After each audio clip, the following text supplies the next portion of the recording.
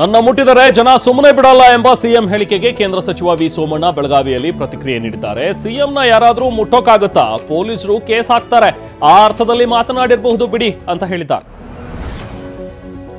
ಮುಡಾ ಮಾಜಿ ಅಧ್ಯಕ್ಷ ಮರಿಗೌಡ ಬೆಂಗಳೂರಿನ ಶಾಂತಿನಗರದ ಇಡಿ ಕಚೇರಿಯಲ್ಲಿ ವಿಚಾರಣೆಗೆ ಹಾಜರಾಗಿದ್ದಾರೆ. ಇತ್ತೀಚೆಗಷ್ಟೇ ಮುಡಾ ಅಧ್ಯಕ್ಷ ಸ್ಥಾನಕ್ಕೆ ಮರಿಗೌಡ ರಾಜೀನಾಮೆ ನೀಡಿದರು.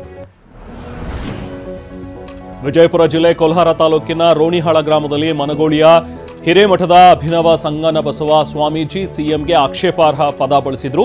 ಬಳಿಕ ಸ್ವಾಮೀಜಿ ಮಾತಿಗೆ ವ್ಯಾಪಕ ವಿರೋಧ ಕೇಳಿಬಂದ ಹಿನ್ನೆಲೆ ವಿಡಿಯೋ ಮೂಲಕ ವಿಷಾದ ವ್ಯಕ್ತಪಡಿಸಿದ್ದಾರೆ.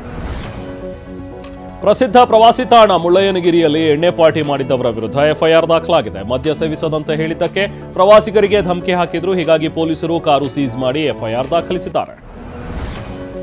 ಕೆರೆಯಲ್ಲಿ ಕುದುರೆ ಮೈ ತೊಳೆಯಲು ಹೋಗಿದ್ದವ ನೀರು ಪಾಲಾಗಿರುವ ಘಟನೆ ರಾಯಚೂರು ಬಳಿಯ ಸಿದ್ರಾಂಪುರ ಕೆರೆಯಲ್ಲಿ ನಿನ್ನೆ ನಡೆದಿದೆ. ನಗರದ ಜಹೀರಾಬಾದ್ ನಿವಾಸಿ ಅಜೀಂ ಕುದುರೆ ಮೇಲೆ ಕುಳಿತಿದ್ದಾಗ ಮಿಸ್ ಆಗಿ ಕೆರೆಗೆ ಬಿದ್ದಿದ್ದ. ವಿದ್ಯಾರ್ಥಿ ತಾಯಿ ಜೊತೆ ಅನುಚಿತ ವರ್ತನೆ ತೋರಿದ್ದ ಆರೋಪ ಹಾಗೂ ಶಾಲೆ ಅಡುಗೆ ಮನೆ ಕಟ್ಟಡದ ಹಣ ದುರ್ಬಳಕೆ ಆರೋಪದ ಮೇಲೆ ಚಾಮರಾಜನಗರ ಜಿಲ್ಲೆ ಹನೂರು ತಾಲೂಕಿನ ಇಬ್ಬರು ಶಿಕ್ಷಕರನ್ನ ಅಮಾನತು ಮಾಡಲಾಗಿದೆ.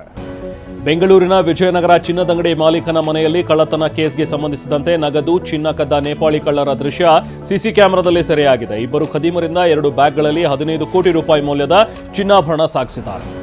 ನಕ್ಸಲರಿಗಾಗಿ ಕಾಫಿನಾಡಿನಲ್ಲಿ ಶೋಧ ಕಾರ್ಯ ಮುಂದುವರೆದಿದೆ. ಕಡೆಗುಂಡಿ ಗ್ರಾಮದ ಸುತ್ತಲಿನ ಕಾಡಿನಲ್ಲಿ ಅಡಗಿರುವ ಶಂಕೆ ಹಿನ್ನೆಲೆಯಲ್ಲಿ ಕಾಡಂಚಿನ ಗ್ರಾಮಗಳ ಮನೆಗಳಲ್ಲೂ ಸಿಬ್ಬಂದಿ ಶೋಧ ನಡೆಸುತ್ತಿದ್ದಾರೆ. ಇನ್ನು ಜಮ್ಮು ಮತ್ತು ಕಾಶ್ಮೀರದಲ್ಲಿ ಈಗ ಮತ್ತೆ ಭಯೋತ್ಪಾದಕರ ಹಾವಳಿ ಹೆಚ್ಚಾಗತೊಡಗಿದೆ.